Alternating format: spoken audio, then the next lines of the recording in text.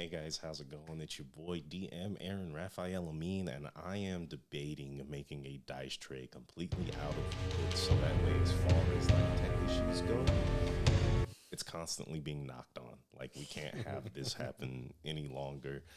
We've had a couple of life events, so sorry we've been absent for a little bit, but now we're streaming again on Thursdays, same day as our great friends, Mates of Fate, same day as our great, what is that called, parasocial friends being Critical Role. So if you have time to tune in, feel free. Otherwise, definitely check out our YouTube, which you'll find in that QR code, which has every single episode that we've ever done, which means that while you're driving to work or just hanging out doing some artsy stuff, you can hang out with us vicariously through the power of the internet. So have fun with that. Definitely check out our friends TT Toms. His magic shop is great, and he's always doing some cool homebrew and Kickstarter stuff. Check out Beyond the Review podcast. We love movies. That's where I get most of my inspiration from. Trade secret. And that being said, I think that is everything, unless there's anything that our wonderful Suicide Shinoboy, Ohio Hex, and Mowgli IQ need to announce, besides the fact that they are some of my favorite people, and I'm glad we get to see them every week. I too love them. That's all. We're our That's what I was favorite gonna people. say. That's what I was gonna say. Took the words right out of my mouth. Okay, well then we're gonna hear some words straight from Airsid's mouth, I believe, as this is the character who is on recap this week, and you can hear the song. Wow, I can hear the song. That's so great. So we find disheveled Kairos still in the black metal barrel after their encounter with Big Black and his goons. After that has sort of washed away and accepted a mission, so to speak, from Big Black. The gang is sort of divided, struggling to find unification and just waiting an inevitable journey that they must go on until Metal finishes the supplies that he's working on, some artificial limbs for Lucian and a piece of armor for Ersid. Ersid goes to the room to try and sleep it off until the time to leave. In that time, Lucian, Noti, is hanging out in the bar area when a group of Erid's finest come in, and Lucian gets in his mind that he might be able to win favor with this lot and find a place of employment under their ranks as a spy or a undercover agent, so to speak. But given his current state of limblessness, they decline his offer, probably rightfully so. So that backfired on him. I suppose it could have gone worse, but in the meantime, Ersid sort of is ruminating in his room, struggling to fall asleep. There's so much on his mind about struggling with morality and what the right move for the group is, when he is visited by his brother, Lachlan, whether that be a physical manifestation of him in reality or a figment of his imagination remains unknown. Though he has a conversation with his real or not real brother, and he comes to the conclusion that peace, when offered, or diplomacy when offered, is always the best way to go. And I can't say that they settle all their differences, but based on their last encounter that didn't go so amicably, this one finishes in mutual respect, I would say. And he looks forward to meeting with his brother later down the road. Nerissa and Oasa have conversation about what to do and how to get through to Ersid. They know that he's feeling down in the dumps. Later that night, when they all have dinner, it seems like the family is all happy. Ersid, on the other hand, slips away as he's not feeling up to the chit-chat that he normally is. Later that night, Oasa visited Ersid to give him some kind words of encouragement for their inevitable meeting with Sankali. The time arrives when the supplies are ready, and it's time for them to be off, and they teleport to the Moor of Dead Men, where they are quickly meet Sankali and the dragon. What was the dragon's name again? Which dragon was that? Gararenga. Kararenga. That's right. The dragon that said that they would kill us if we ever returned without the orb. And we called that bluff because we did return and we Like did twice. not have the orb. So, who looks like a fool now? Not Kairos. Jesus Christ. But discussion ensues with Sankali. Ersid, ever wary of his intentions, sort of grills him into understanding his motives and plans. It was a big philosophical discussion, to be frank, and it essentially ends with us in somewhat of an agreement with Sankali for the moment in an attempt to regain connection with the speaker. And at the end of that meeting, Sankali flies away on his invisible dragon, leaving Kairos surrounded by moaning corpses in the Moor of Dead Men. So, as the dreamer's flame begins to dim for the night, you start to feel that moaning become a little louder, a droning and ever-present ambiance as the will-o'-the-wisp begin to take light in the dead wood surrounding you. Twilight is on its way. And what is Kairos doing? Oh God. Well, it feels like it's been a minute, so let's recap the intentions. I suppose it's to go to what was the name of that town where Big Black sent us? We need to get to Paikiwanua, Aikiwainua, that's right. and the closest we can get is the Black Bark Tangle. Good. Good. Well, how do we all feel about rolling those dice, so to speak? Haha, get it? Well, what about where Lachlan was camping? That's close, right? It's inside that- the black bark tangle. Yeah, it's inside the okay. Black. Oh, I thought But- it was right outside of it. I thought it was No. too. Fucking bollocks. Well, I mean, I feel like it's the best course of action is to go there, unless you Let's want to. see. So, the next best place would just be the Redolent Wood, right? I mean,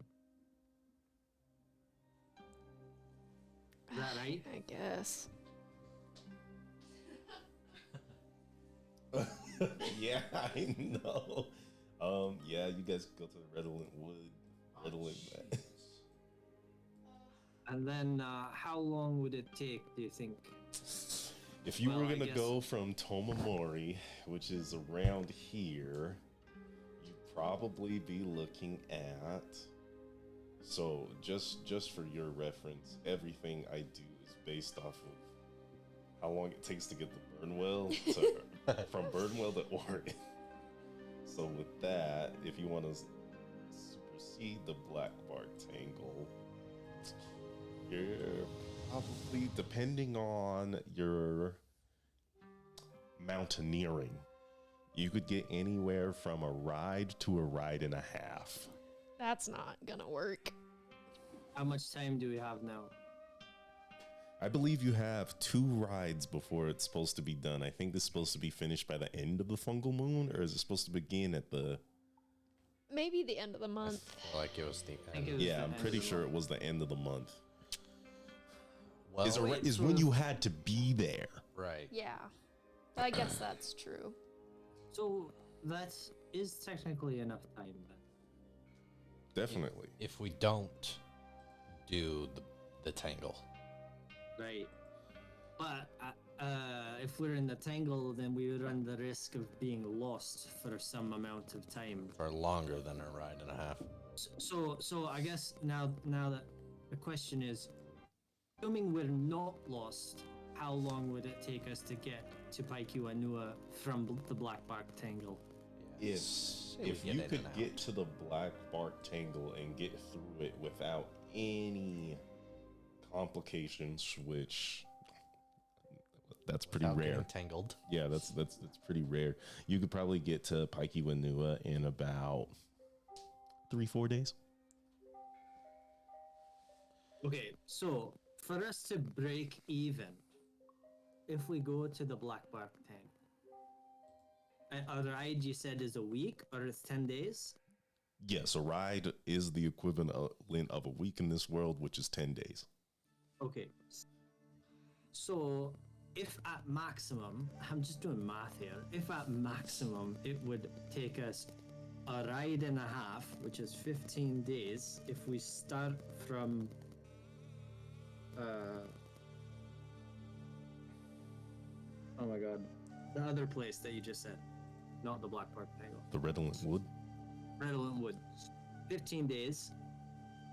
And it takes 3 days from the Black Bark Tangle, with the risk of getting lost. To break even, we can afford to be lost for 12 days.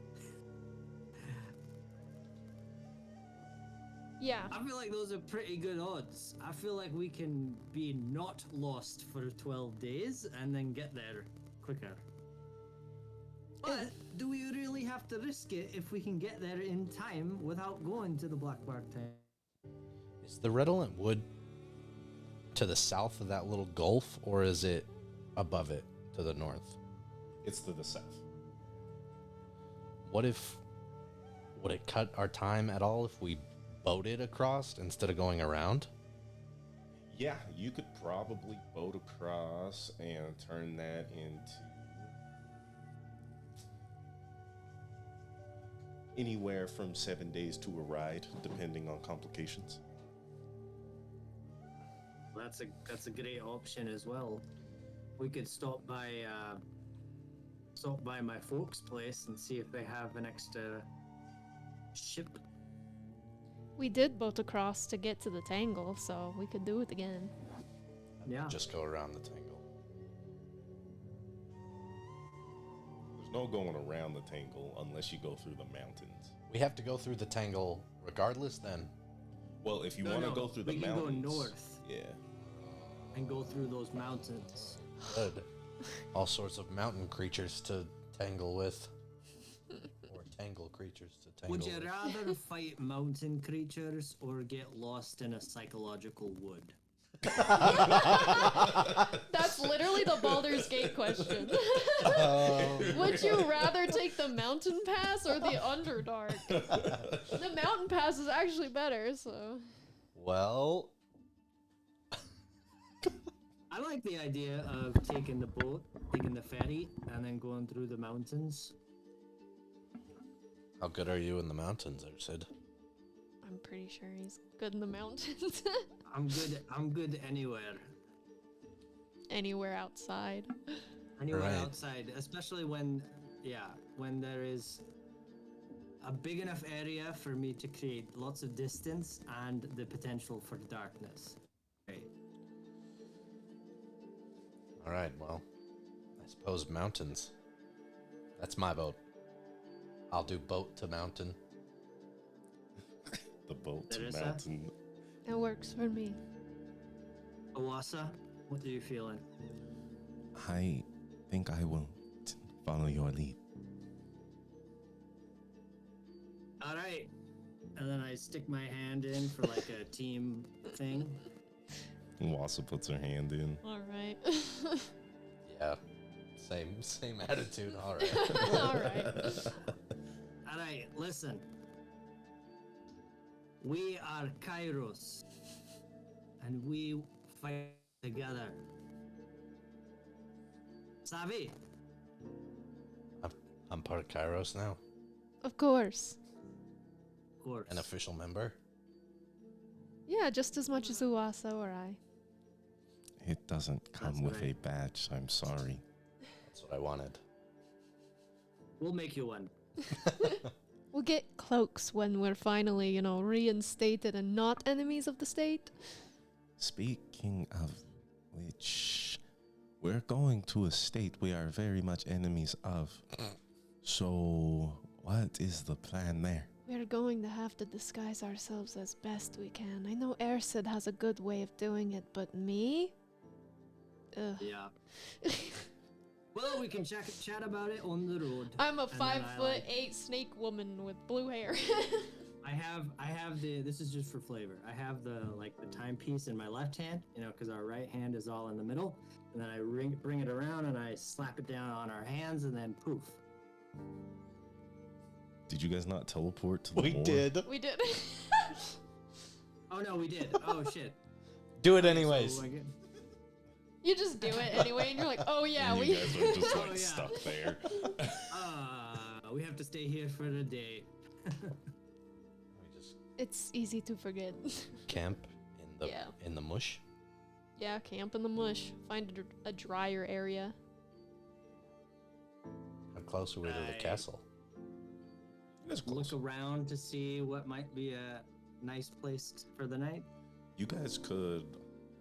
I mean, let's see. When you teleport, you guys kind of have to come up through Castle Nertar. So it wouldn't be hard for you guys to get there. Unless you guys want to camp somewhere in the moor. I feel like that's dumb.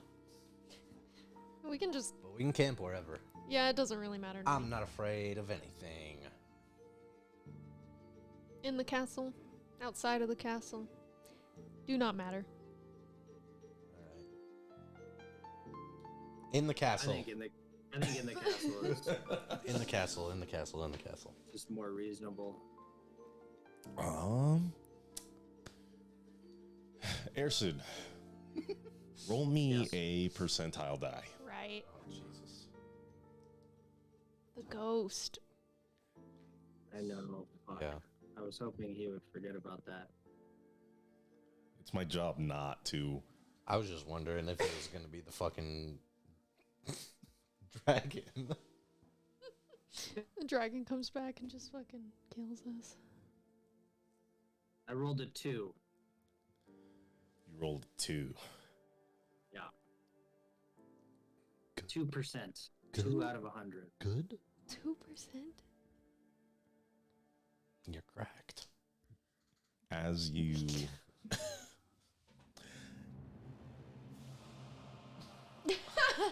make your way to Castle Neratar, there's something off. Ersid, you feel cold, freezing, an absolute chill that goes through your whole bones. Your body begins to reverberate unnaturally.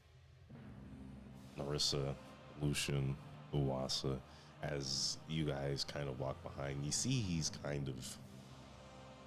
It almost looks like he's becoming blurry, almost ethereal, as a sort of cloak, a silhouette surrounds him. You walk ever closer to the castle, and that's when you realize the moor truly is a place for dead men to rest, as the bodies of 3 giants lay slain throughout the castle's walls.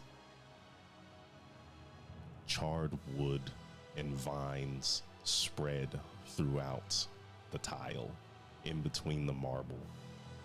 Limbs, arms on the second floor, legs on the third, bodies on the first. You see the head of one of your giant friends,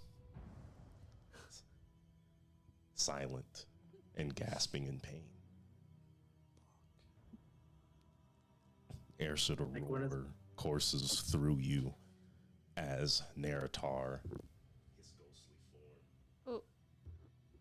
As Naratar's ghostly form emerges, large, violent, cradling, or at least attempting to, the head of the giant in its hands.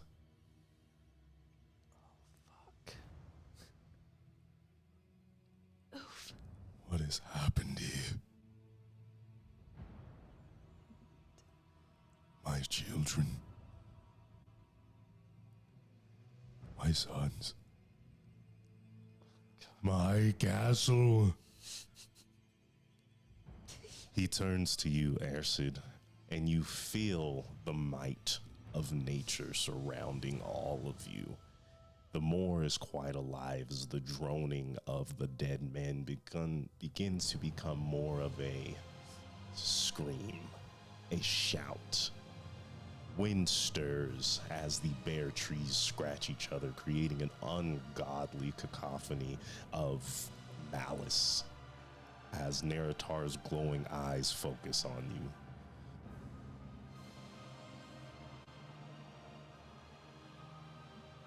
Now what am I to do?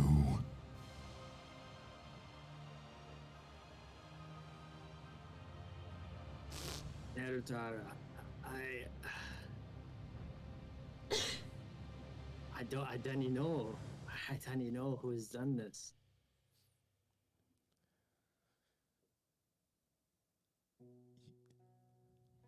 And he kind of The- lowers his head and he looks at you.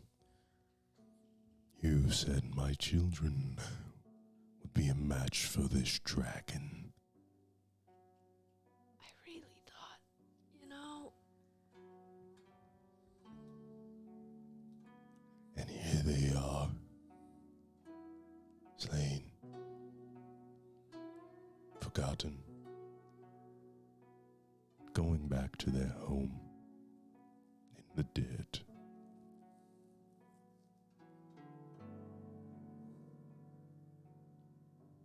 The wind continues to rage.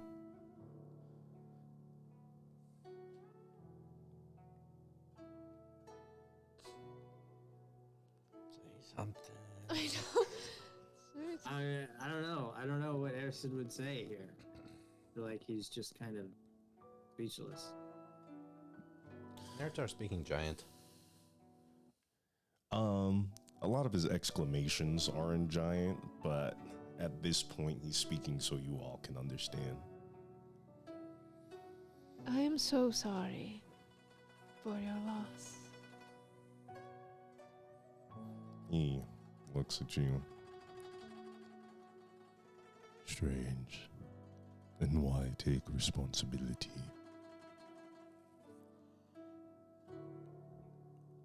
It's just what I do. You must have a heavy heart then. Yes.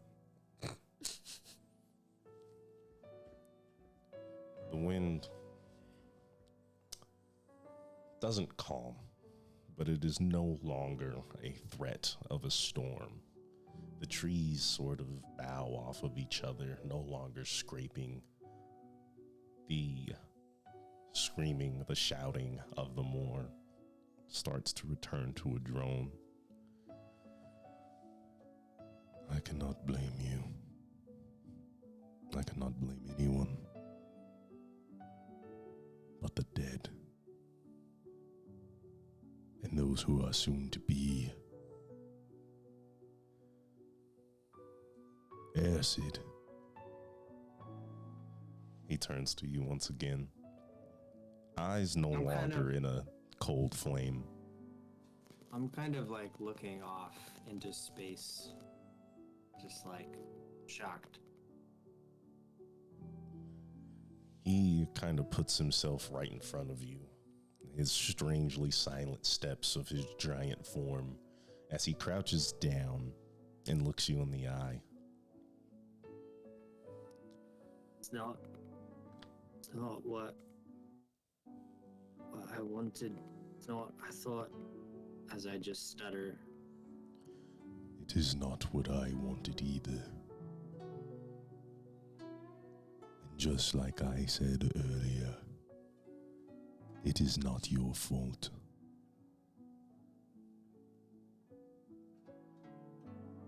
But I will ask to avenge them. This castle is but land. The same rocks that built the mountains. The same dirt that nourishes the trees. He kind of gets up and looks around, and you really kind of take in the absence of life in the moor. Nourished for life. There is no home here. There is only death. And I would ask you travel with this death and take it to those who killed my sons. No longer will Nertar be my regret. But once Skararenga dies, my soul will rest. And then maybe this will be the Moor of Dead Men no longer.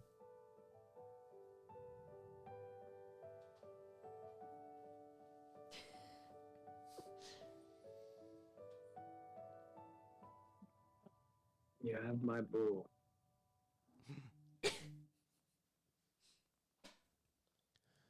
Airsid's ready to kill the fucking dragons. Are you in? No, I'll just put it on the list. And he looks at you, and he takes a finger and he taps you on the head. It's almost like the first snowfall of winter. A soft chill that reminds you of the warm fire that is to follow and the comfort of those around you. Take this gift. It is yours. I have learned much traveling with you, and I'm sure I will learn more upon your return.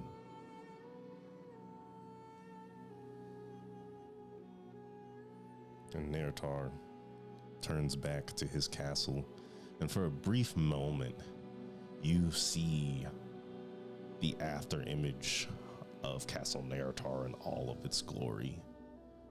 A marble white pillar covered in moss and ivy reaching towards the sky. And as he walks past the pillars that surrounds you and through the great doorway that you know houses a dark ritual, the after image dissipates. The wind is silent, and Nertar is no longer visible. Damn. Just goes to show you really can be the mightiest thing in the room. And there's still something out there that can get you. True I enough. just like crouch down and like pick up some dust and feel it, and just kind of sit there ruminating. I'll go and like use both hands to like close the giant eyes. You get each one, and they are now at rest. Uwasa comes up to you, Airsid, and just kind of gives you a hug and holds you as you take this time to think on what actions have followed here.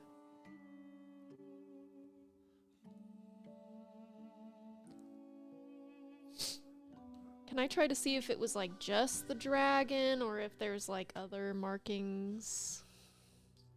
Roll survival.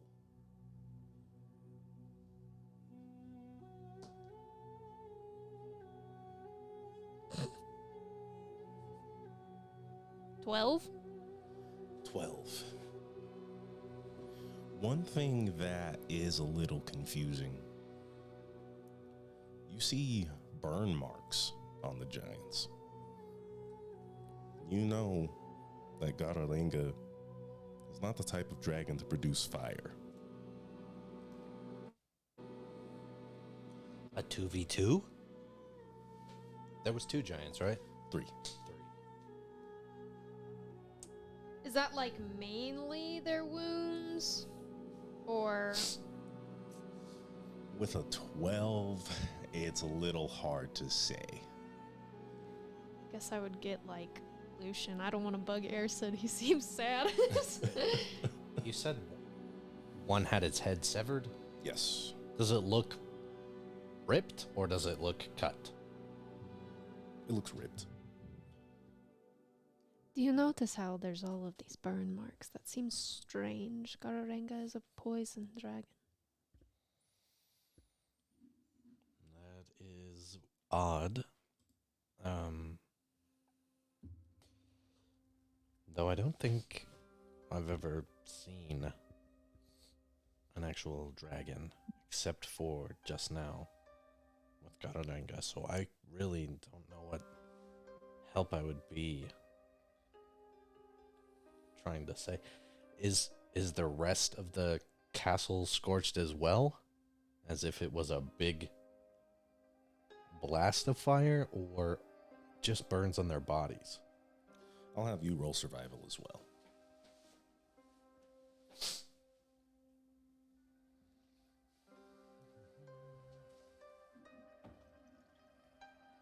Ass. 6. 6. I can't answer your question. And you notice that any flames that have accosted the property itself seem to be something that caught on fire, not so much was set.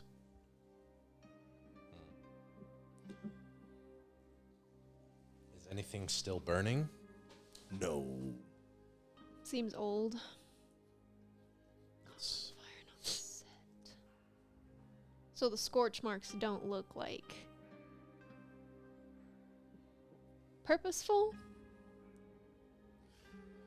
You cannot tell.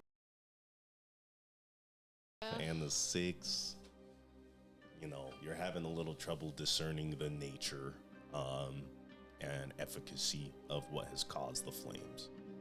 Uasa, Airsid.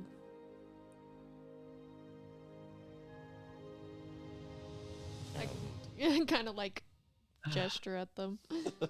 I stand up, like quietly, and without saying anything, I kind of just walk around the room. To them, it might look like I'm just like ruminating as I walk around, but I am trying to investigate the same. I'm trying to inquire the same thing. This will be the last roll for this investigation. I will let you Okay. roll survival. Dirty 20. Dirty 20. It looks as if anywhere you find charred plant life, especially on the bodies of the wood giants themselves, it looks to be inflicted by some sort of weapon. And upon closer inspection of the burnt bark, the smoldering wood, no longer smoldering, there is a very, very faint scent of sulfur. Was the fiends. And I say, these burn marks, they were done with weapons. And there is a hint of sulfur among the ashes. So Gararenga had help. So they're in cahoots with your brother then? I don't know. Oh wait, don't we already know that? Doesn't he want the white orb to give it back to them? Yeah, he does want the white orb, yeah. He is. Everyone's kind of like in cahoots with the speaker, but for very different reasons. Like, the speaker doesn't exactly say, like, yeah, I want what They want. they want, but they are helping me with what I want. So at the moment, because they are the outcasts, I help them. Not Because when because all my dragons burn down the world, they can rebuild it in their own image. everybody can, I suppose. I don't know, whatever, either way. Or so they think. So, I suppose this is done now. We will come back to it. Gararenga is the only dragon I am not scared to face. What? What? Why? Because she's poison, and if she thinks that's going to do anything to me, she has another thing coming. Fair enough. So, Quite the edge. maybe. I'd still be worried about the, large toothy maw. I Claws. faced one. I'm still here. I just started setting up my cot, my bed. And with the heavy weight that carries over the moor tonight, I assume it's a pretty somber and conversationless rest as you awake in the morning. Still ever present is the moaning of the dead men that surround you. No longer is the smell of sulfur even available to your nostrils. Instead, it's replaced with the sickeningly sweet smell of rot that the moor is known for. You awake inside this grave, and Narissa, a voice.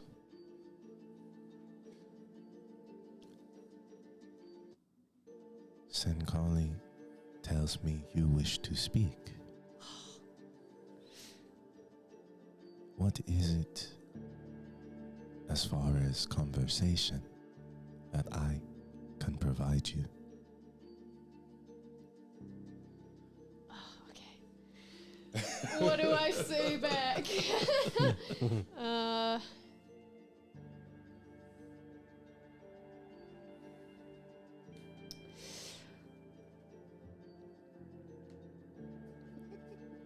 She's cooking.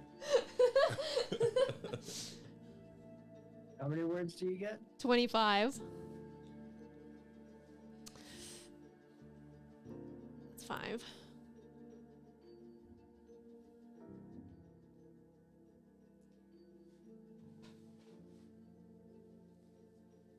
I think that's enough. After the events of Weisgard, I have many questions. We need to speak soon. Where have you gone?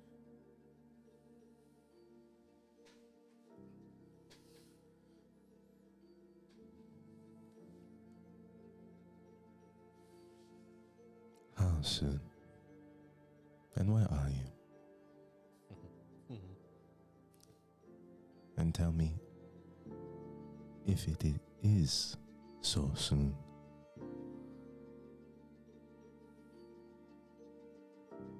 Why speak with me specifically?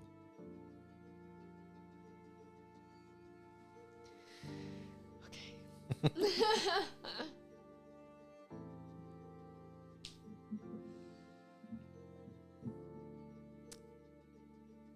This is hard because there's so many things.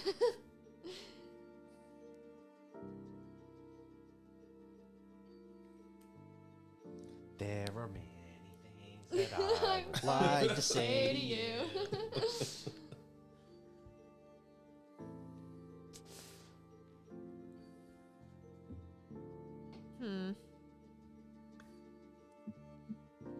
What's after this moon? After the fungal moon, you will find. BRB. Okay. Because I think it'll be better to say let's meet next month. Because we're busy this month, but next month, Mm-hmm. you know, let's meet sometime during that.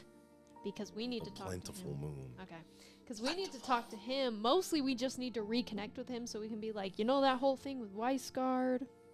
Like, that kind of fell apart, but like, maybe we can get back to somewhere where we were, like, if we really try. Like, Maybe. the queen was willing, and it's not like the speaker's fault that fucking what's-his-bugga died, so. We'll get him their orb. Yeah, get the orb back and be like, I'm so sorry about that. Yikes. Oh, Um, God. It's yikes. Okay. Are we not allies? I thought we had something good going with Weisgard. Meet us during the plentiful moon. Please.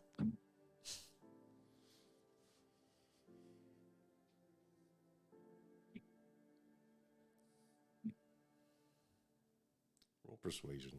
Oh no.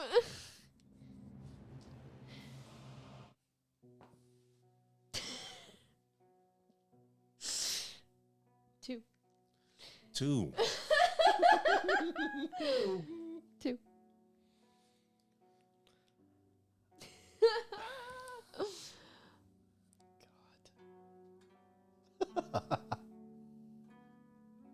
You are met with silence. A silence that is broken by the sound of raging flames. An intense heat seems to envelop the surrounding area. And almost like a lightning bolt, you see fire fly down in between the party, sparking. And left in the smoke is a man in white robes and a steel mask adorned with 5 dragon heads. Damn. He looks towards you as he looks around the area. I do not believe there is any need to wait. I forgot you can do that, you know? It's kind of. We can do it too, but I don't know. You see a soft smile from underneath the mask. So, my allies, he sort of cocks his head, and you can tell that he's looking at you, Lucian, under this red veil. You have a new friend, and I see your mage is absent. He was thrown in prison. And you a replacement. Just trying to help them get him back. He's a good guy. Lucian? Excuse me, this man? Or the mage? Yeah. Oh, Both. Yeah. Well, I can't say for the other guy, but I'm decent. You guys told does Sinkali know your name? I don't know. I don't- I don't think I don't so, think and I don't so. think he asked. Yeah. So That was rude. Well, and he bows slightly, sort of crossing one arm over his breast as the other extends. I am known as the speaker of Tuhanu. Finally, nice to put a mask to the name. I'm Lucian Teistragar. The Taishragar, The one and only. last of your kind. Man, you Yeah. get that a lot. Well, Hey, everyone says that to you. I mean, were famous. Infamous, maybe. You all know of the Taishtragars, yes? A clan I of think- zealots who believe they are descended from the Dreamers. Zealots. I just give him a blank look because no, she doesn't know anything. I think that Ersid knew. Yeah, Ersa Of did them. know. I believe they were wiped out after the emancipation of Burnwell and the growth of the Dreamers Church. And yet you stand here Yeah. and you see him smile again. Truly, we are in an age of rebirth. That's what you want? Rebirth? It is not what I want. It is what Tuhanu wishes. And so, I simply provide a voice. Interesting. Well, You ask about the events of Iceguard. Why? What happened to Kolorat after that?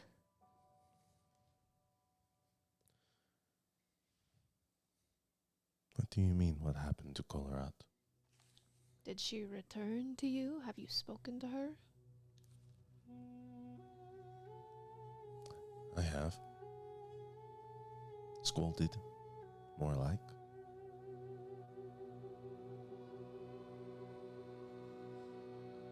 You know she killed like hundreds of people, right? Are you asking that I take responsibility for her actions? Oh, I guess I'm just curious why you think a scolding is good enough. I am a speaker. I am not a murderer. I'm not saying you have to kill her. I am not a punisher. It is not I who exacts judgment. So if I were to, would that be alright? She tried to kill me. Almost did.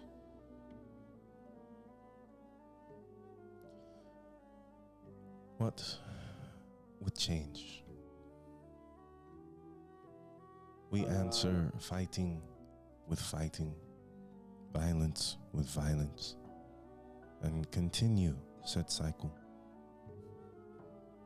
Now, understand that I understand why you may want to take Kolorat's head. But I ask you, if I do take responsibility for her actions and can promise on Tuhanul's name that any more death rot will not be of innocence, would that be enough to avail your scorn?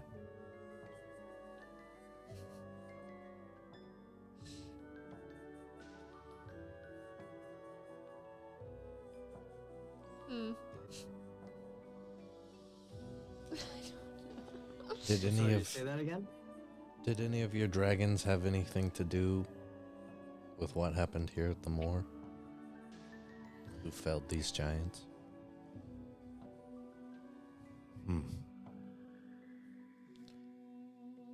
Dragons, when they call a place home, well, it is truly where their heart lies. The land begins to change and evolve. It is more so not just a claim by words, but by right. If Garanga was attacked on what is now her land, should she not have the right to defend herself?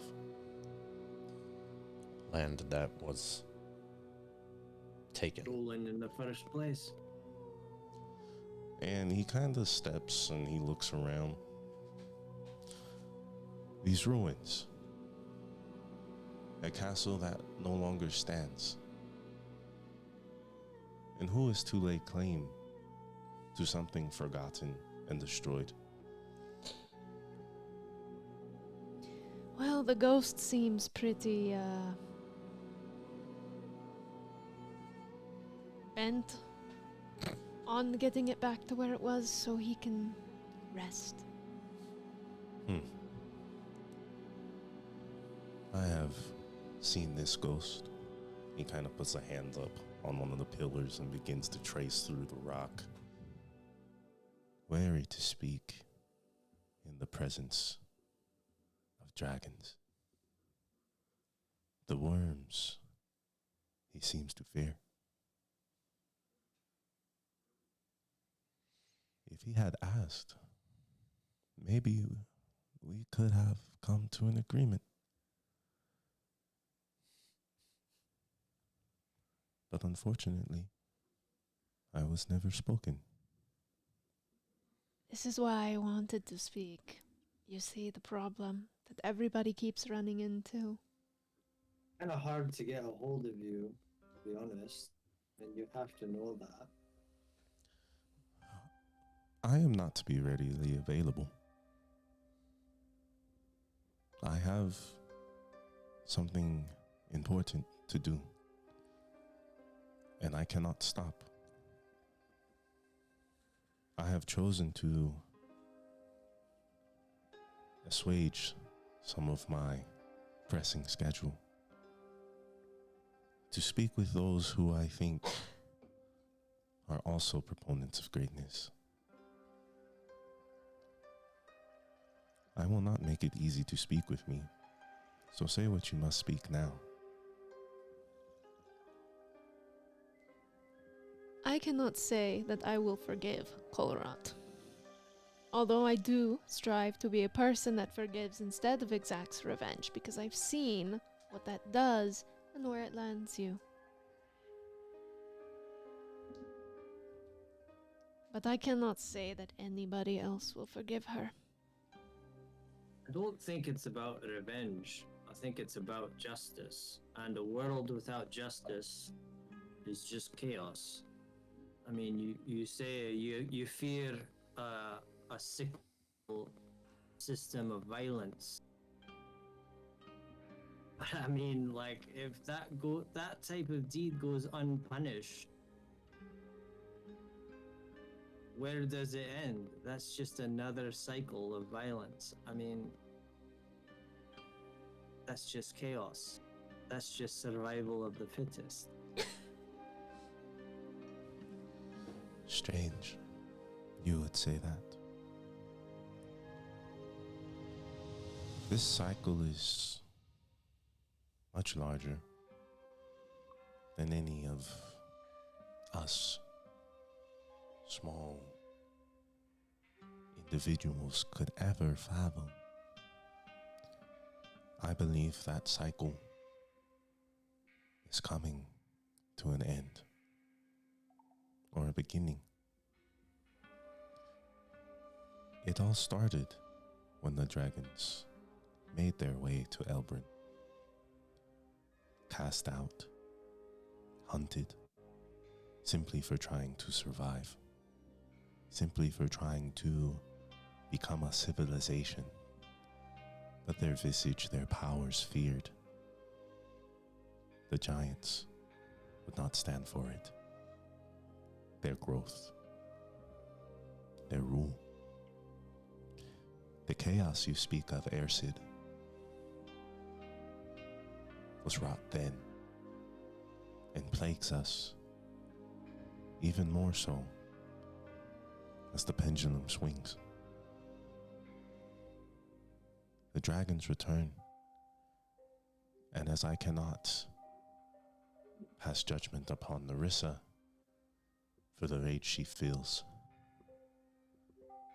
how can I judge the children of Tuhunul who were nearly driven to extinction by the acts of those who walk this planet now?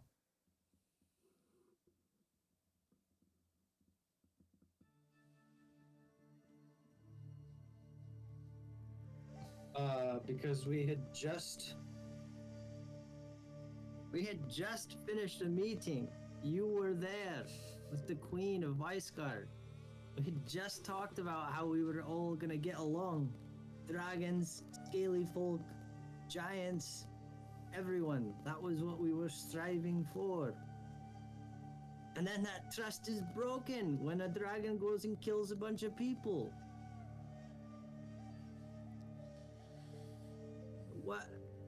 What is that? That's not going towards the goal that you said you strive for. You know, we want to create a world that's safe for dragons, yes. Okay, that involves the dragons not killing people. So where are we now? Where are we that the dragon has killed hundreds of people? How could you ever gain the trust now of Weisgard, of your enemies that you want to be your allies, your enemies that you want peace with? How can you ever get their trust back after such an act?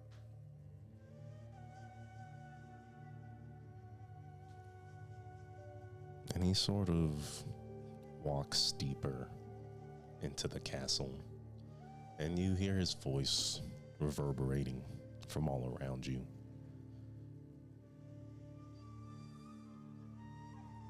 You make a fine point, Ersid.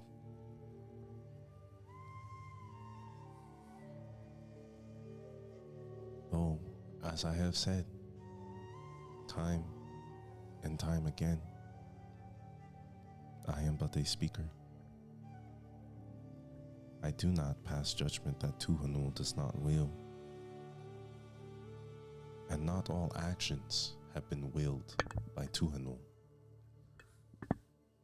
Kolorat, Senkali, they all have their own machinations, I am sure. And I have been told to let them do as they will. Should they draw ire to themselves, should they make enemies of kingdoms and find their heads on a pike at the end of their reign, then it is their own hubris that drowns them. Where one dragon destroys, 3 more have sat peacefully. Should one's actions speak for all? No, I agree with that. But, you know, the majority of dragons need to come together and denounce such behaviors. There has to be action taken. The idea of peace is not lost entirely because of Kolorat's actions. But in order to gain the trust of everyone, it has to be shown that, you know, peaceful dragons exist and that they're not going to stand idly by, because it's in their best interest to stand up and say something about it, because that is for their own future that they're investing in, for the future of peace with their society. Invest in yourself. Garringa. So, if you're telling me that Tuhunul doesn't will that Senkali and Kolarot to, if it is Tuanil's will that Senkali and Kolarot can act as they choose, and then doesn't will any kind of repercussion against them, that doesn't seem like Tuanil's total objective is peace then.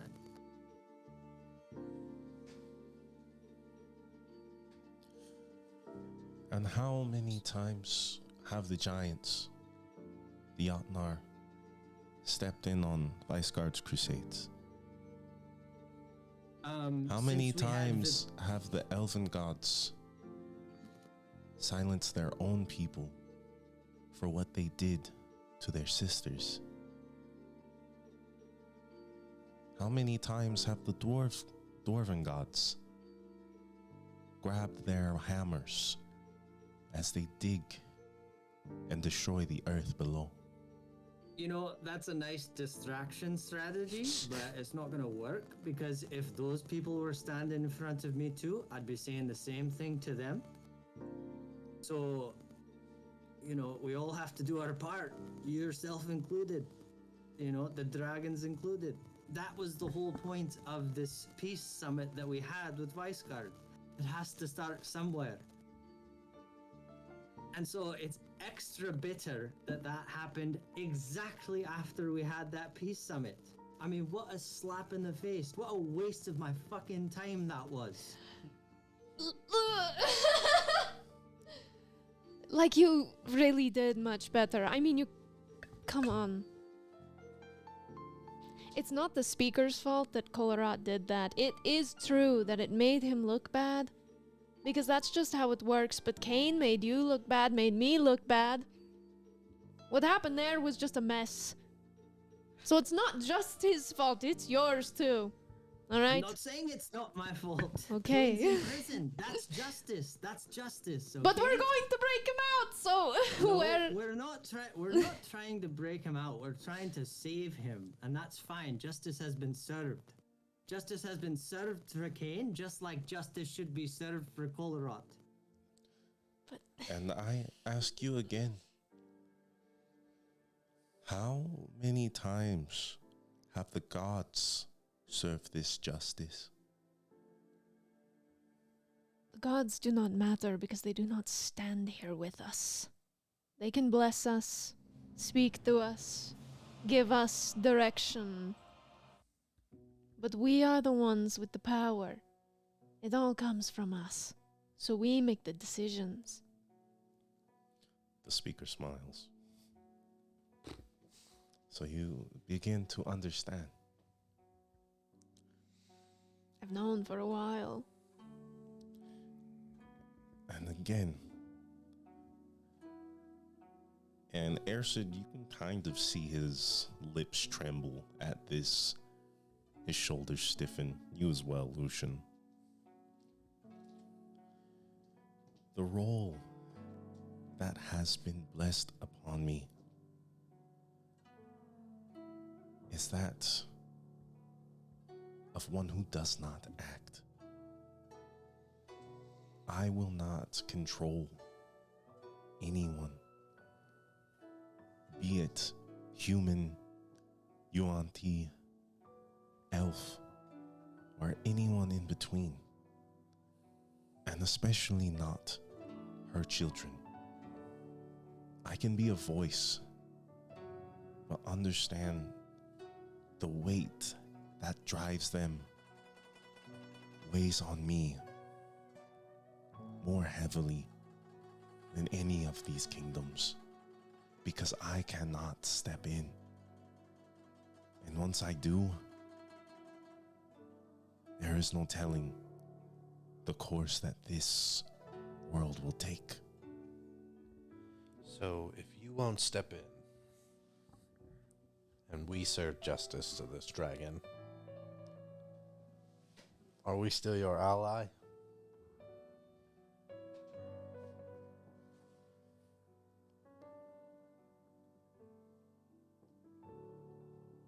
Kolarot has done great great harm to the kingdom of Weisgard. If you believe that true justice lies in her death, then so be it. I would like to be your allies.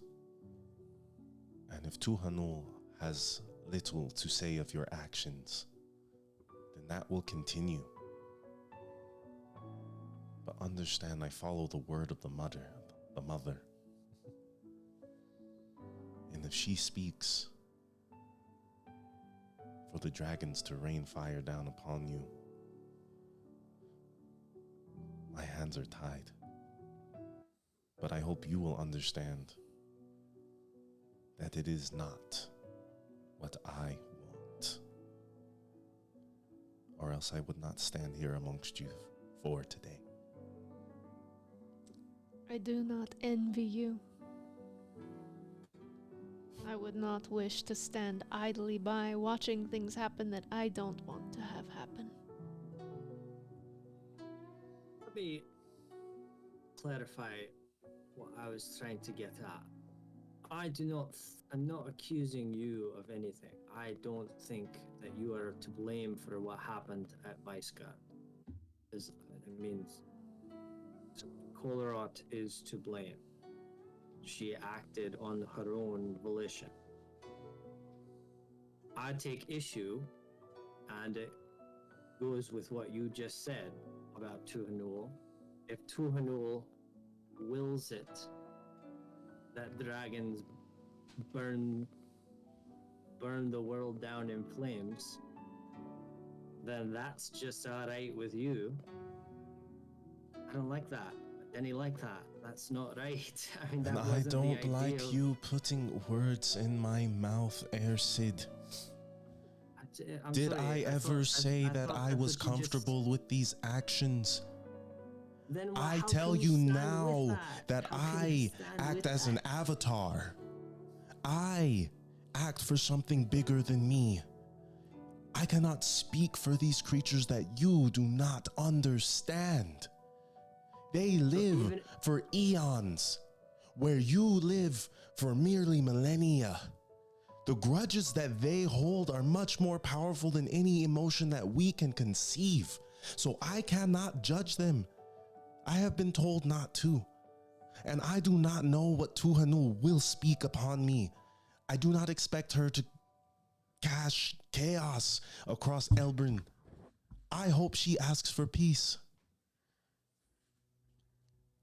But her language is much older than I.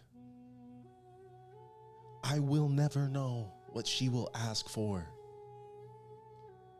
So I am sorry, Ersid, but I cannot tell you what she will say.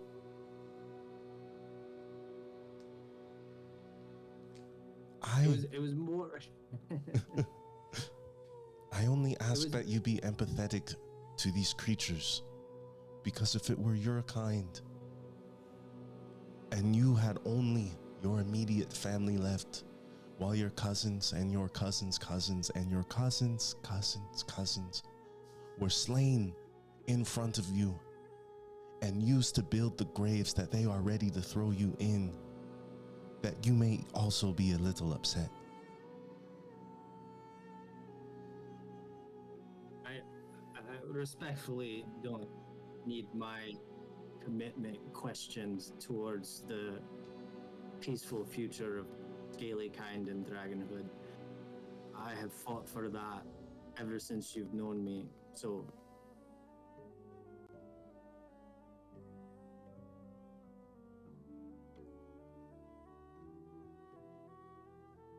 that's what I'll continue to do.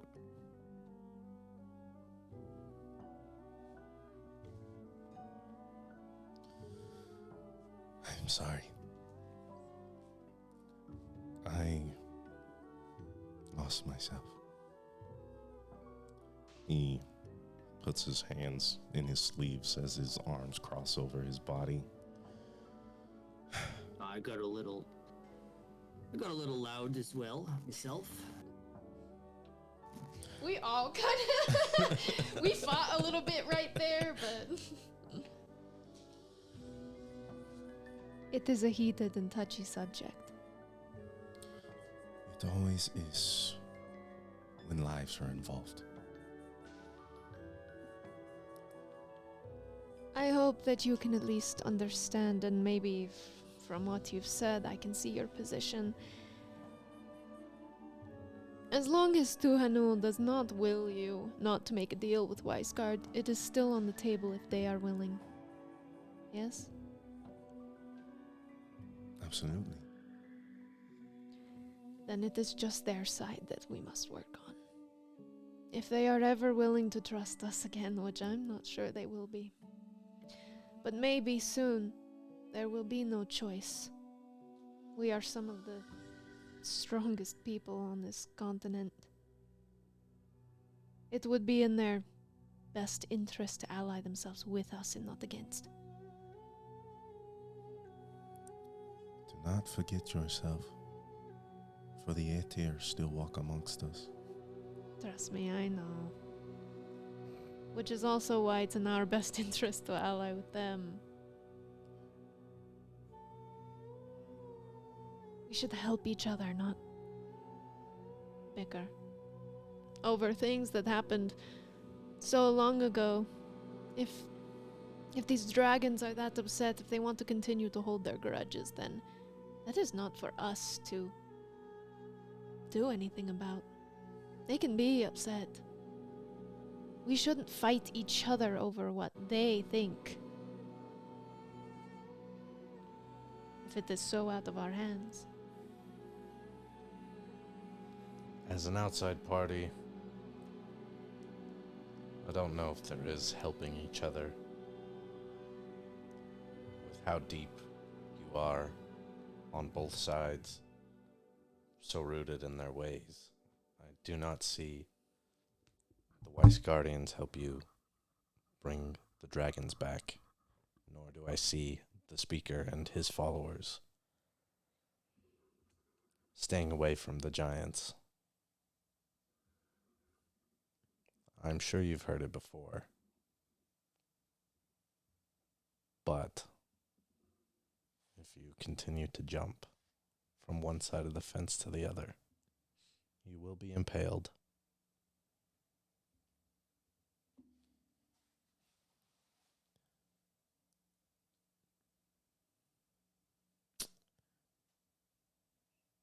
The speaker stares at the ground in silence. He walks past you all, his back turned to the party.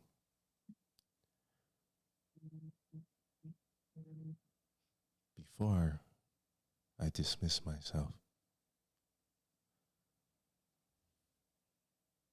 if there were any advice, you stand in my shoes. What would you say I should do if I want peace?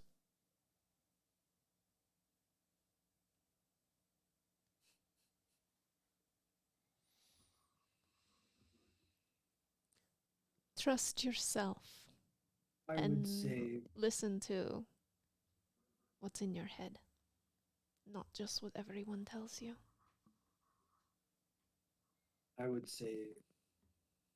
Those that are silent are on the side of the oppressor. The real question is, who is truly being oppressed? Well, then that makes it double. Double the reason to speak up then.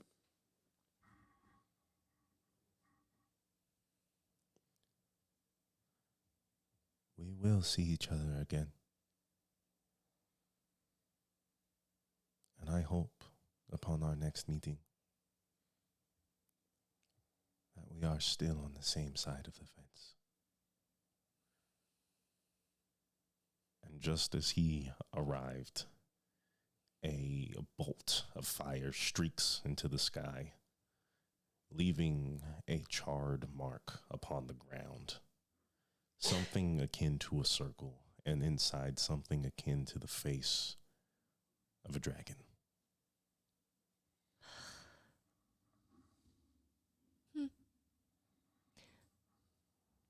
Always so cheery out here, isn't it? Very. Every conversation we have in this place is awesome.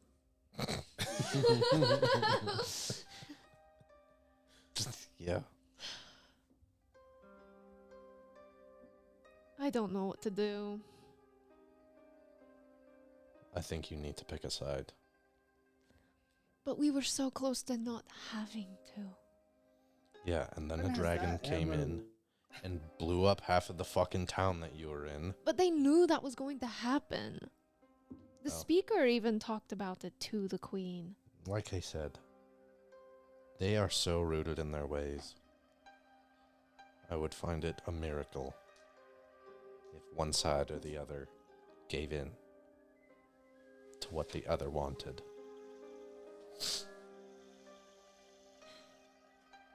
If it comes to it, I'm sure I will be able to. I know that I can. I will just hate to see it.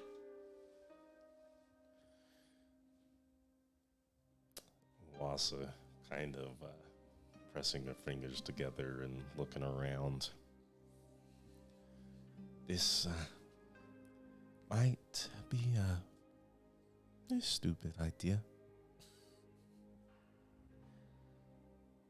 No. ahead. If the speaker or the mother, Seraphine, cannot be reasoned with, what about those who speak to them? The gods. That is what they say. We should go straight to the top with our questions and our problems, maybe. I mean, the god that speaks to me wants me to get to the Church of the Plains, which is where the giant gods live, I think. That would be the direct line to speak to them. Now, talking to Tuhanul, not so sure how to do that. Maybe at the top of Heaven's Spire. You see a purple light flicker from Ercid's bow. Oh, God. I do believe I may be able to help with this. Ah! Every single time. What's up, Sardior? Well, not to keep beating a dead dragon or anything, but it is my memories that have the answer, I am sure. For you see, I was a gift created by the dragon gods and given to the dragonborn to establish peace. So, maybe I could talk to my metaphorical parents, if you will. However, I do not know who they are. Right. But They you may- might remember. I may remember. They could be at the top of Heaven's Spire. They could be in the depths of the Great Rift. They could be in the ocean, or they could be beyond Elburn entirely, somewhere on another plane.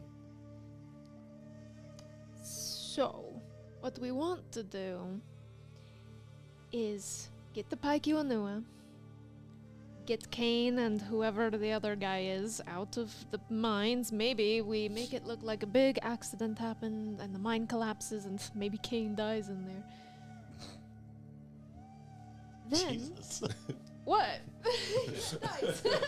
Or really dies. I'll go buy another Revivify scroll. swear to God. Yeah, anyway. Once we're done with that, and we get that guy back, and we talk to Big Black again, we go back to the Misty Pine Palace, and we speak with Corbin, and we find out if he found any information out about where Sardior's shard is, and we do that next. Seems fairly Yeah. pressing. And I It don't does know at how this long. moment. Yeah, and I don't know how long that orb is going to take to get back to Weisgard before we can, get there and say, well, hey, that was us. We did that. Yeah, I think Sardior is next on the list. Yes, I am becoming a priority. Sorry. It is okay. I have seen the many trials and tribulations that you all deal with, and they are pressing.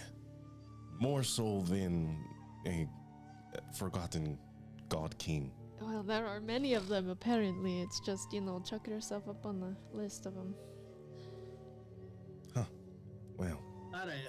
I'm sure they have their memories at least.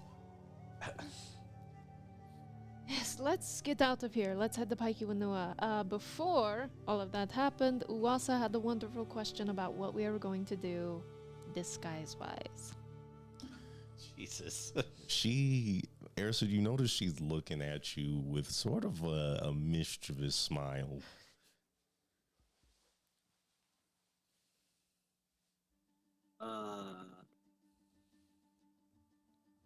What are you thinking? Like makeup? Is that what you're looking at me for? When was the last time you shaved? Ersid with no beard? Oh, try a goatee on for size. I wouldn't recognize him, would you? No way. She looks at you again, her smile grinning from ear to ear. Look, Wasa, if this whole time you've had a problem with my beard, you can just say it. No, I just think it would be fun, and I'd get to see a side of you I've never seen before. All right, well, we can explore that. She smiles like full grin, teeth showing. I like this idea. I don't know what I will do. You When's the can last time wear you my shaved? beard Oh, trimmings. haha, You very can wear funny. my beard trimmings. I can't. I was like, put Ersid's beard on. Yeah. Is that really what you guys are gonna do? Oh, God. You Well, guys are just gonna switch? The magnificent bearded lady. Yeah. Yeah. We don't have to do this right now. We still have a bit of walking to do. Hmm. All right, we'll think about it as we hit the road. All right, you guys ready? Yeah. Yeah, TPOs. Yeah.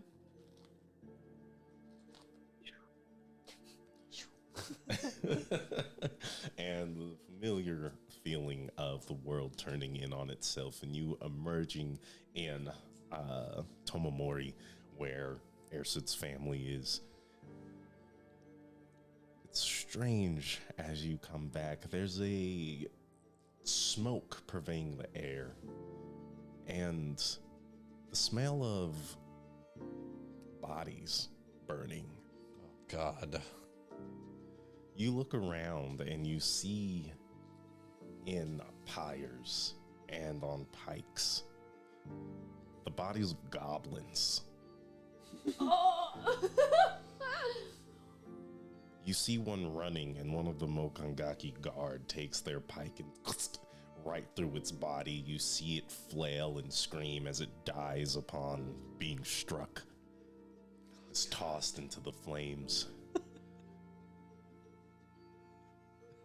My God. Hello. Ersid and Lucian, you guys both notice that in beyond the walls of Tomomori, there are patches of what seem to be an absence of color. Pieces of the world seems to be in grayscale here and there. Oh. Has that been on the list for anybody? Well, you know what? How are we supposed to, like, what? Genocide all of the goblins? Yes. Okay, well, if I run into them, I'll kill them. You guys being quiet about this? Yeah. Before we move forward, I would like everyone to roll persuasion regarding your conversation with the speaker.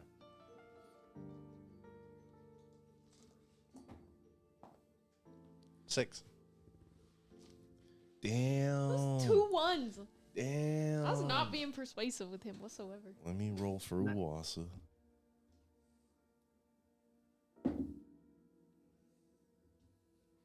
Airsid? 19. Okay. Do some quick math here. 2 failures and I'm not telling you. Okay. Jeez. Understood.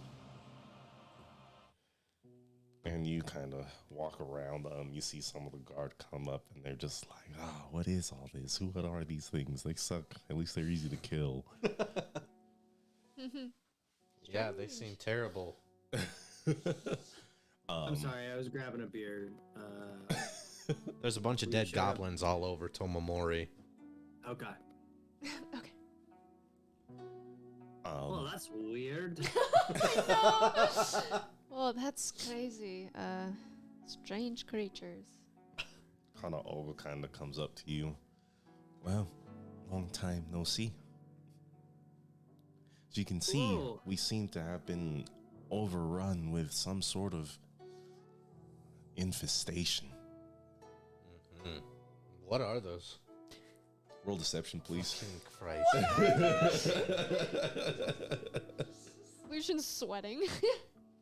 This is my third fucking 6 in a row. 666. Oh, No. the number of Number of the Magoobiet.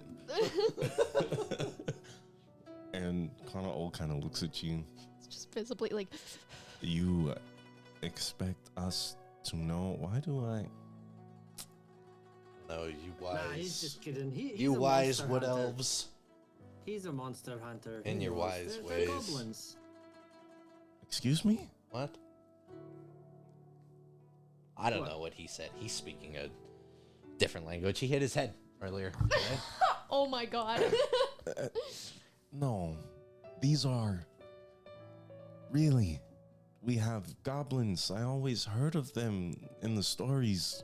Sanamewa told me about, where our ancestors came from, but these are those. I mean, yeah, they look like textbook definitions of what a goblin would look like. That's, If I'd ever seen one before. Which I haven't until now. But anyway, enough about that.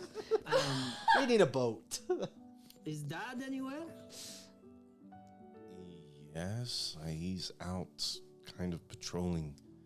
He wanted to make sure that the holes that were coming out of the sky that these goblins are emerging from have stopped.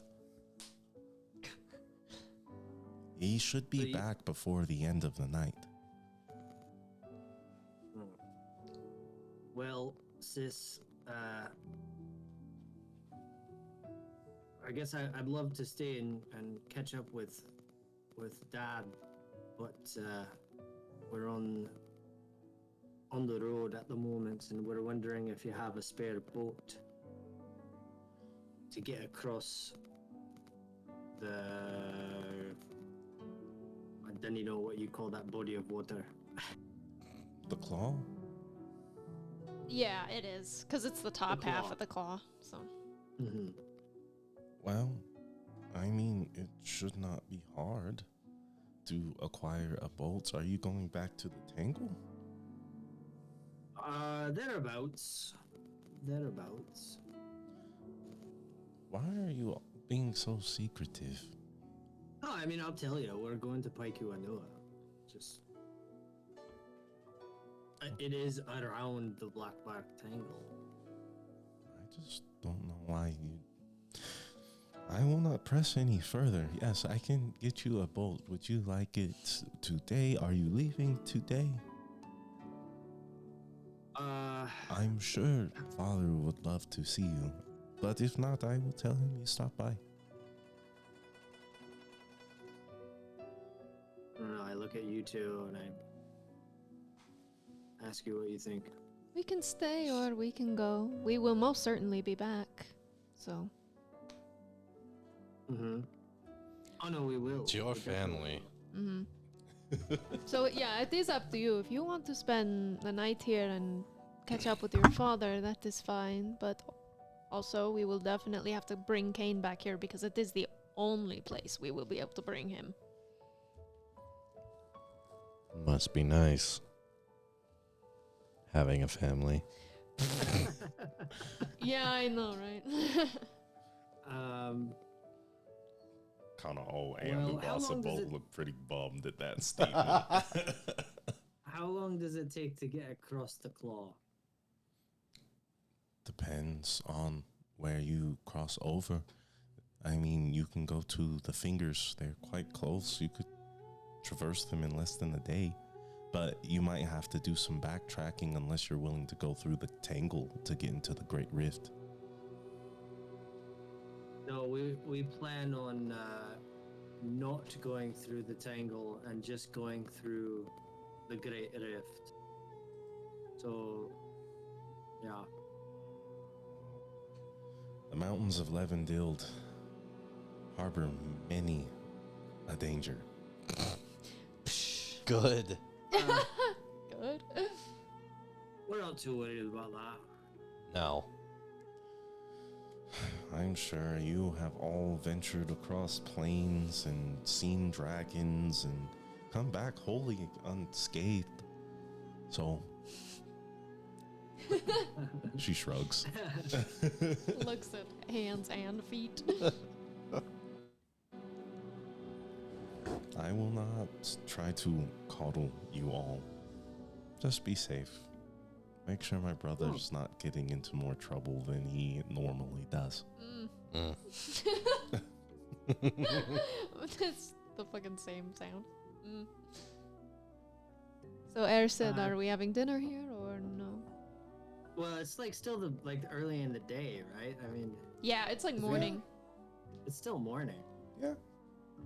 I feel like we should get going. I mean, we'd just be hanging out for like that's a whole day almost. You know what I mean? Yeah. Sure. No, Yeah. tell Dad that we'll stop on the way back and have a proper supper with him. All right. Well, let me at least get you some food for the road. It will take some time to kind of situate your vessel. So, I'll make sure you are taken care of until then. Thank you. Thanks.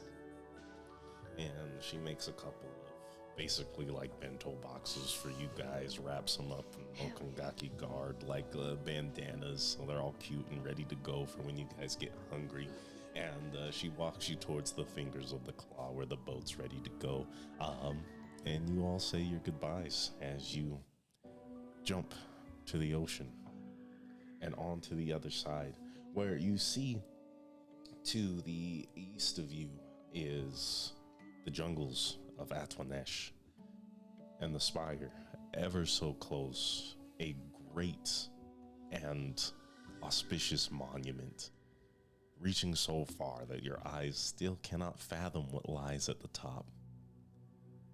You stare north, and you see the great mountains of Levendild that sort of caress where you presume the Great Rift lies. Oh boy. Oh boy. Gonna need some survival checks. All right.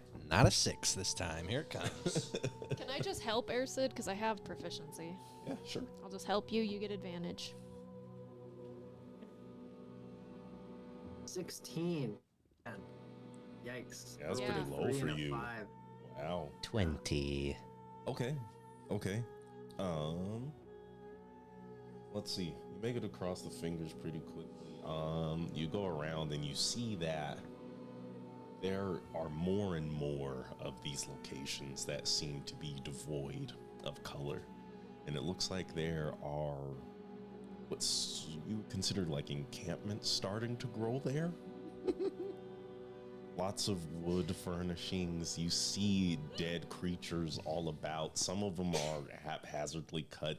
You can see like some of the like wolverines and badgers and even some of the bears in the area have been hunted, but not well.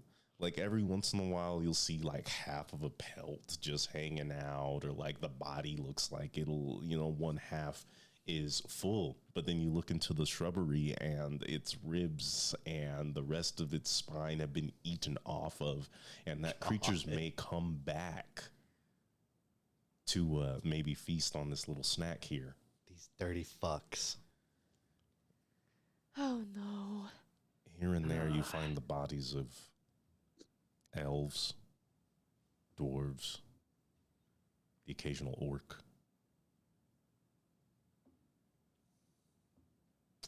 The guilt just goes crazy.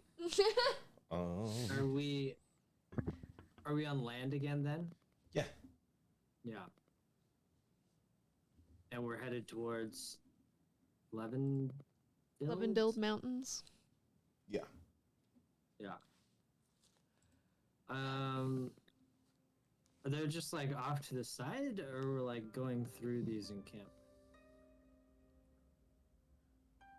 What are you asking?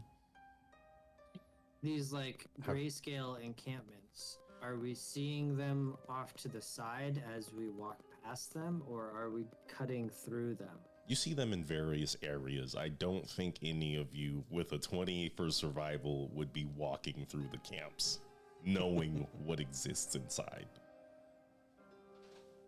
Yeah. Just kind of letting you know what you guys see and are discovering Okay. and are avoiding as you guys travel. Okay. Great. Well, I guess. Just get Desiree out here all by herself. She'll do it. Yeah. Just fucking probably. blow them all up. Yeah. Not even a worry. Sure. We just have to pretend like this has nothing to do with us. Yeah. We all saw how So- well that went. Well, he just won't do it. I just won't do the talking. Sorry. I just get flustered when I have to talk to people. Yeah. But you didn't have to. You. Oh, I felt like I did. And time goes on, but with the 20, you guys are safely maneuvering out of the area, and you're starting to reach the edge of the Black Bark Tingle around nightfall. I'd say you guys can comfortably, with that 20 and that 16, find a place to rest that isn't within the tangle, or if it is, you have situated a strategy to exit quite easily. Okay. So, who's on watches for the night? I'll go with whoever. Whenever. I'll go. All right, you and me first. Okay. It's the girls and the boys. Trying to switch it up. As you should. As you should. There's a total of, I think, 12 combinations. Jeez. One, Really? 2, 3, 4, 5, 6. 6 combinations. There's 4 of us, right? Narissa Uwasa, Narissa Airsid, Narissa Lucian, Lucian Airsid, 1, Lucian Uwasa, Lucian. Narissa. Lucian Narissa. But didn't we already count that one? Wait, I think No, we did. it was me. we Yeah. Wait, it Yeah, doesn't 4. matter. if One, our crowd is 2, interested, we can definitely we can get you the answer to this question after the session. Curiosity. All right. That's funny. Anyways. Okay. So. That was me and you? Yep. Yeah. So, Lucian, Hmm. you did well facing your first dragon. Oh yeah, I guess. I mean, we didn't really do anything. We just kind of. Yeah, I know, but I mean, I remember the first time I saw a dragon. I mean, I nearly wet myself. Mm. Yeah, well, in the story that you told, that dragon seemed a little more aggressive, and you were in a cavern and that was collapsing, and that seems like quite the event for a first dragon encounter rather than one that just wants to talk. That's true. Though imposing, I will admit.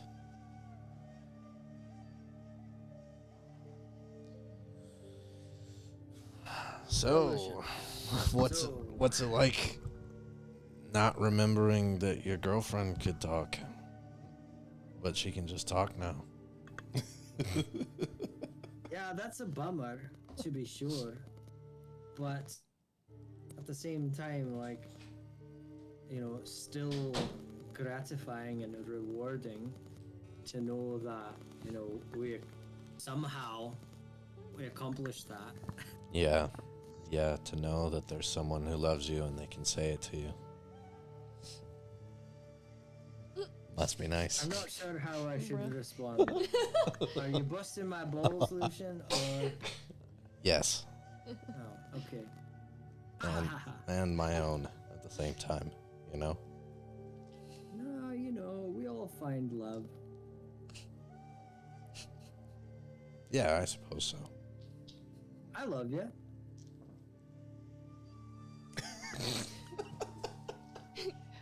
Well, Let me roll real quick. Let me roll a res check for friendship. Okay. Yeah, sure. I love you.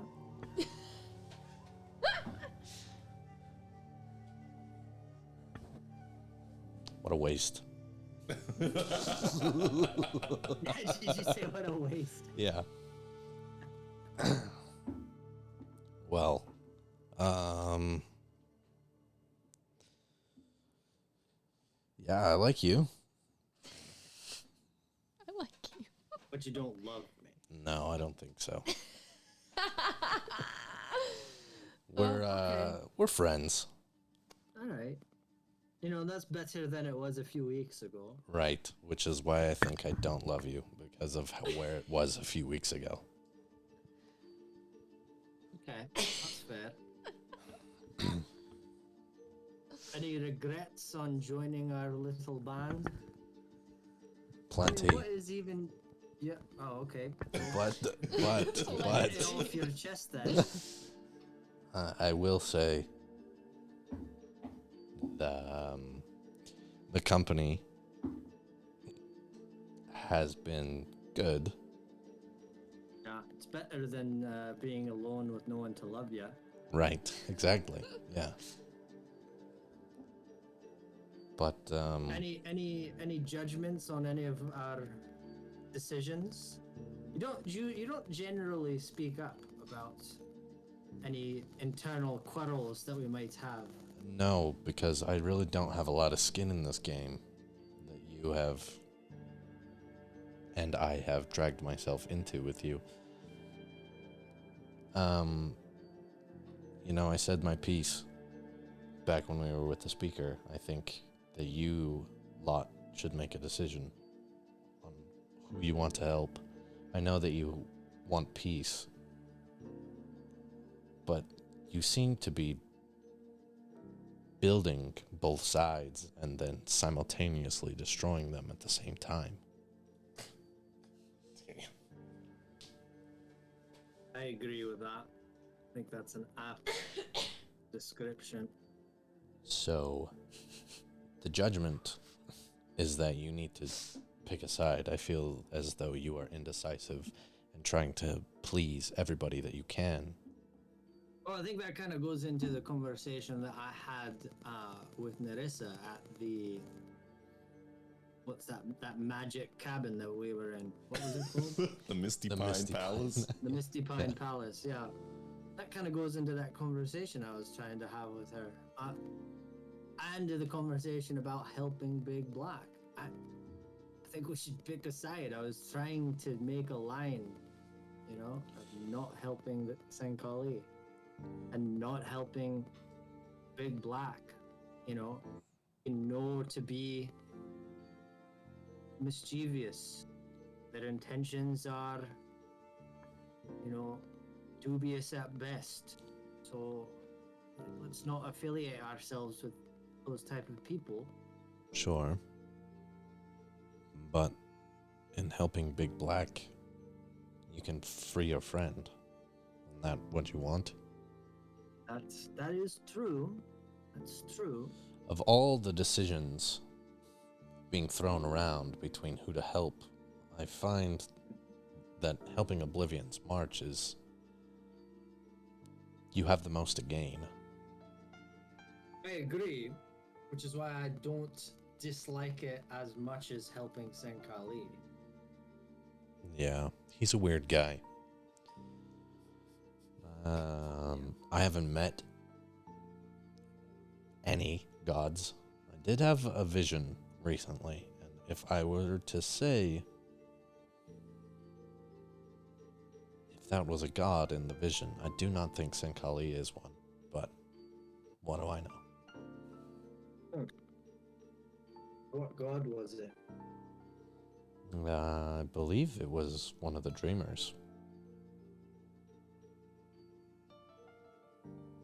He told me of an artifact that I should go find, but he told me also to come back when I'm less busy. Well, that's kind of the thing about hanging out with us lot is we always find a way to keep ourselves busy. That you do. Did he mention where you might find this artifact? No. No, because I'm too busy. I'm over encumbered in my mind. He didn't want to, fill me. Oh, looks like your overfill party's me. full right now. I'll be back at your camp.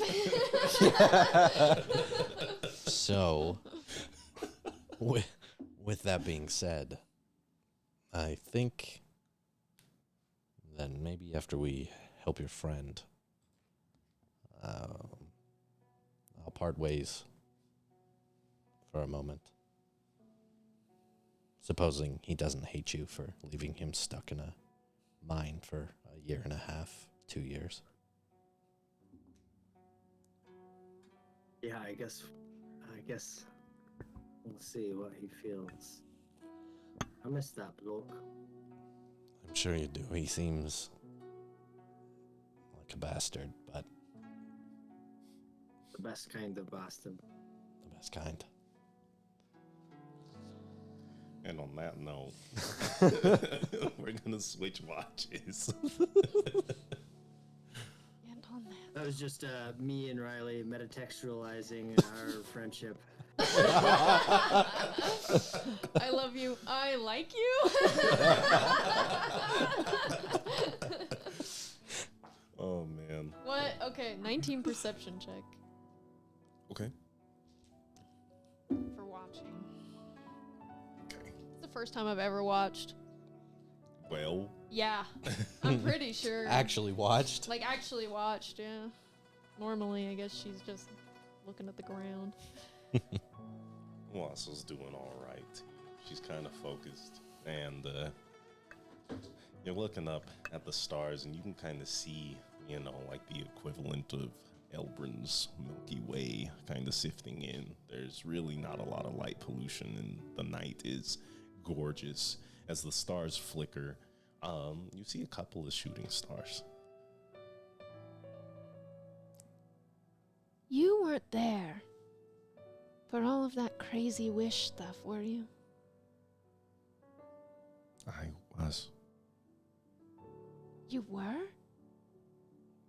Yeah, Was that she the really? First time she came out with us on that journey. Okay. Yeah. Wow, that was so long ago. It feels like it. And she kind of like throws up her hands.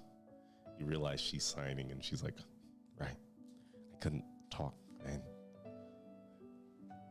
What would you have wished for? Had you got it? My voice back. And now what would you wish for?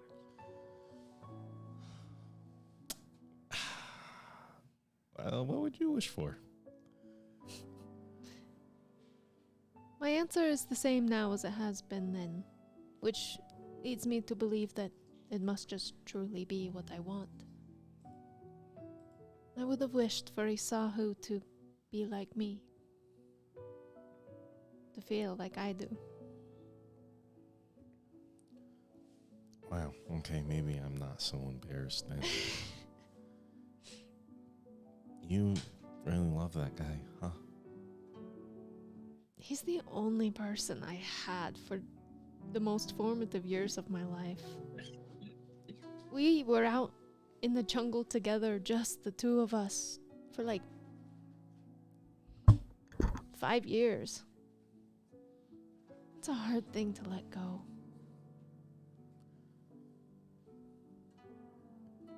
Have you always felt emotions? Last I checked, you and T were pretty. Yeah, they don't. Not really, not typically. I always cared for him. I was always strange because I thought that things were fun or funny, or I didn't want to hurt him. But he never seemed to have the same, there was no jokes. It didn't matter if he hurt me. He didn't seem to feel bad. And so it was a useless feeling, so I put it away. And it wasn't until I died and came back and washed up on the shore that it was like everything had unlocked. And I was able to really feel it, for better or worse.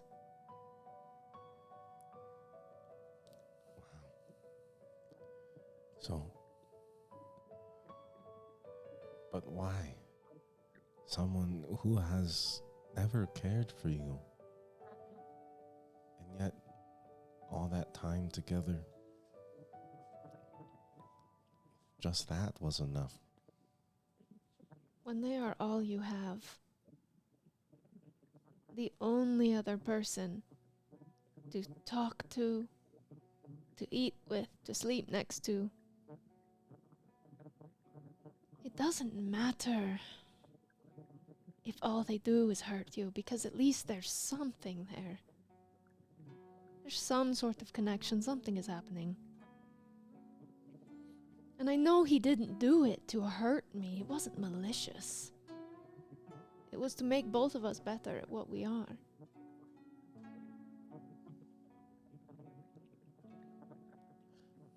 And also looks kind of sad. Still. I know it's confusing. I know it doesn't make any sense to anybody else because, you didn't have to go through what I did. They sliced the bottom of our feet and had us walk across the desert. They would put boards on our backs with stones until we collapsed. It was torture, but we had each other. And so he was the one who guided you through all of this. I wanted to give up so many times. All of the time I was like, I can't do this, I'll just die. But then I would have lost him.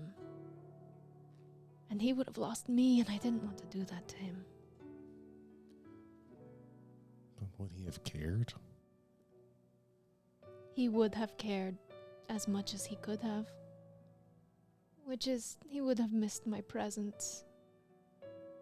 But I don't think he would have cried for me.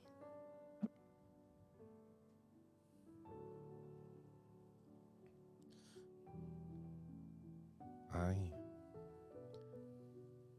wish I could understand. To love someone so much when it sounds like they never loved you. It's okay. Because no one's ever going to love him but me. And I can love him enough for the both of us. She starts bawling. I'll like kind of side hug her. I just hope you see this is why I am the way that I am. And why I'm trying so hard, despite how difficult it is to make everyone see. What Lucian said about picking a side, it haunts me. Because I know that it is probably true. And it's also hard because I know the answer to that question, I think. You know, it's like when someone asks you something and you pretend to think about it, but you really know.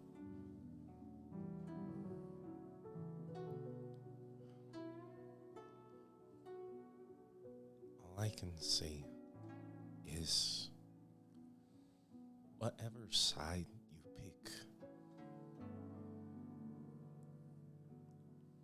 my wish is to live a long time, to grow old with Airsid, maybe even have a few little ones, a farm, and at least once a year, I get to see you. I get to see Kane, Oliver, Metal, even Aguba.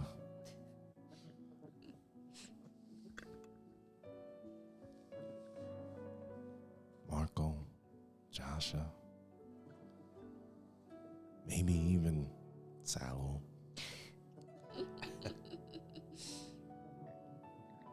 Really, what I'm trying to say is maybe my wish isn't so far away, but I may have to rely on you to see it come true. So I hope that you keep that in mind when you make your decision. She just starts crying too. And we'll end Watches there. You guys wake up in the morning, kind of get everything put together, and are on your way to the Levendale Mountains. Complications. Roll survival. You get advantage again.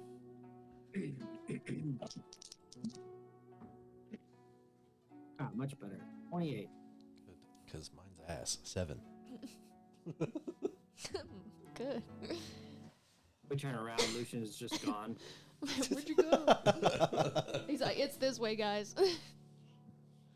You are kind of pushing up towards the sides of the mountains. Now, where you're trying to find a good place to cross, and a place that seems to be the path of least resistance, you're going to have to push up almost mid-mountain range. It takes about another 2 days for you to get there. And upon discovery, you find what seems to be cave systems that run up the mountain. There's also the opportunity to basically rock climb. You see holes where Pythons have been before. You see what seems to be a rugged path upwards. Do we know what would be faster? No. You know what would be more direct, which would be climbing over. You know not what exists within the caves. We're all pretty strong. You don't think we can just climb? Sure we could. Just tie some ropes to each other. Yeah. Tie some ropes to the wall. Yeah. I mean, me or Narissa can carry Uwasa.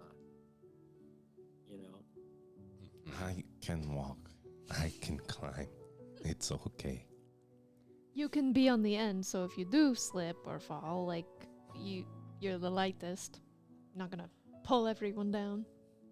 Well, are we gonna do 2 ropes, like me and Uwasa and you and Lucian, Lucian. or That's fine. Yeah. I can fly. Don't be worried. oh, that's true. That's true. Yeah, you take Lucian because he's heavier, but you can fly, and I'll take Uwasa. True.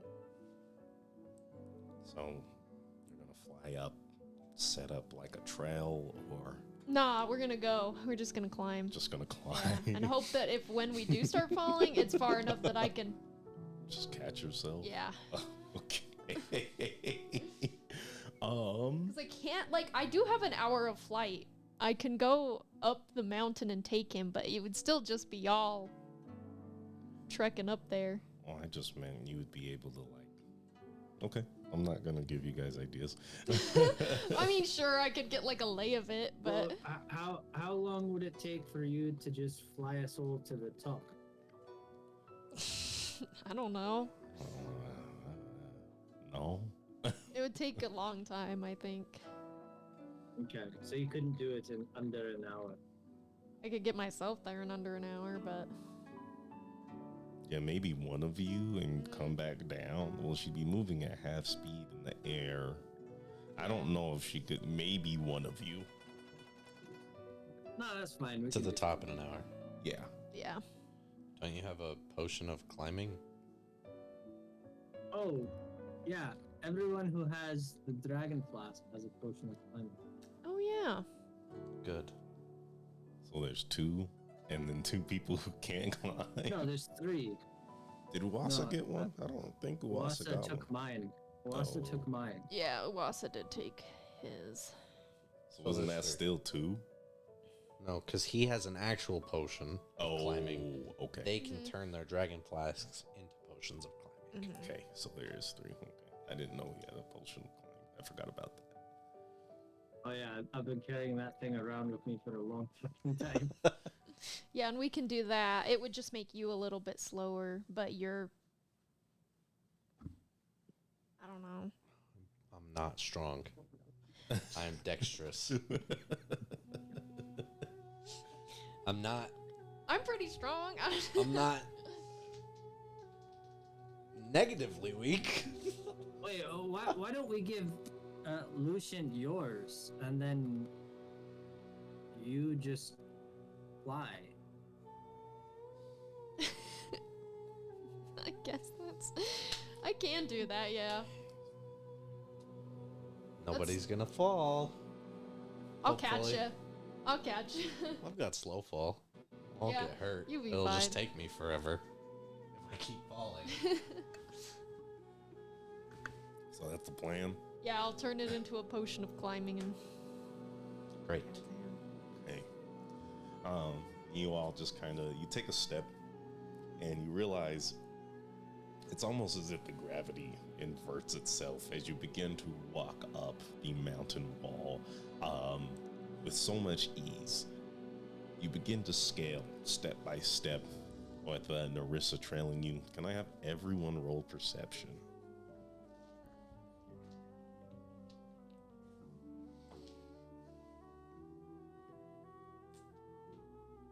Nine. 22.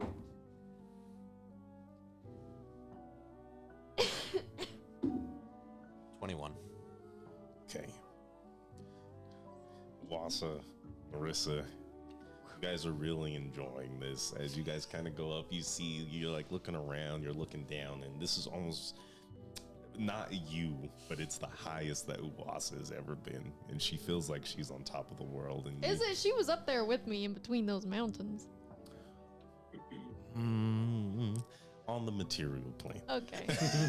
Yeah, I've been above the clouds. I think Yeah. she's just doing like figure eights, Okay. like in the air as they climb, because she's still faster. Okay, that makes sense. So you're just kind of like keeping an eye on them, hanging out, having some fun. You guys are starting to get to a point to where it starts to get cold. You see that the mountain starts to get coated with a thin layer of snow. There's ice here and there, but no danger of slipping due to your magical enhancements. But Lucian and Airsid notice that there are jagged rocks of a strange type of material that doesn't seem to coincide with the rest of the mountain. They're a darker brown, almost leathery. Oh God. You see these rocks begin to grow as they unfurl into large wings. Oh no. I think that's where we're going to end the session today, guys. Thanks for kicking it with us today. We will see you guys next Thursday, not Monday anymore, because we have a new schedule. So thanks for kicking it with us, and we will see y'all next week. God dang it. Leather wings. Pterodactyls? Wyverns?